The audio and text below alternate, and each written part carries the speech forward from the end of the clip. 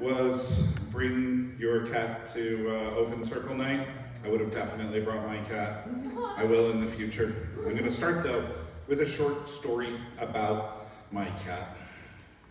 My cat is 3 years old at this point. I've had my cat about 18 months, which is a few months longer than I've had an apartment here in the Portland area. When I decided to stay, I went and rescued a cat before I had a place, and just hoped the people I was couch surfing with liked cats and weren't allergic. I probably should have asked that before getting the cat, but it worked out really well. And then they tried to co-opt my cat, saying my cat would be way too lonely if I took it to my apartment.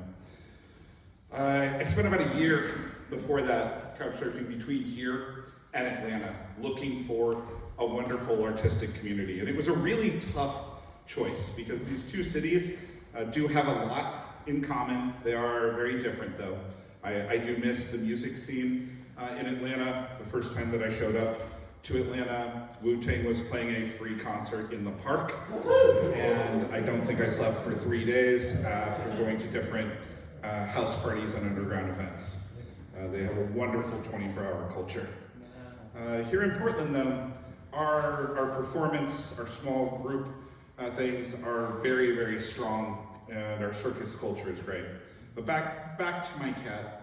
Ever since I decided to emblazon some Norse mythology on my leg after letting my friends vote for that tattoo, I've looked towards Norse mythology for where to find a guide for things. And at first, I didn't have the right name for my cat, but we spent a lot of time together.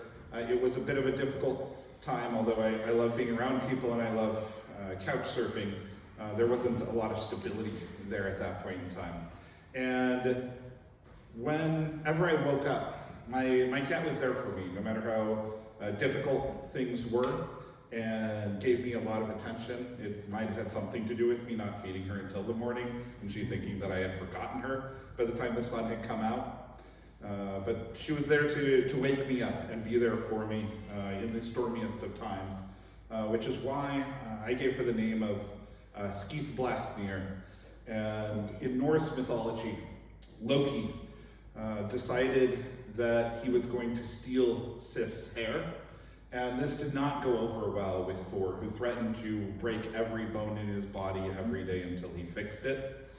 As part of his recompense for this, he tricked the dwarves into creating some gifts of the gods in a contest in order to show who was the best at creating things. And this is where Mjolnir's hammer comes from, Thor's hammer.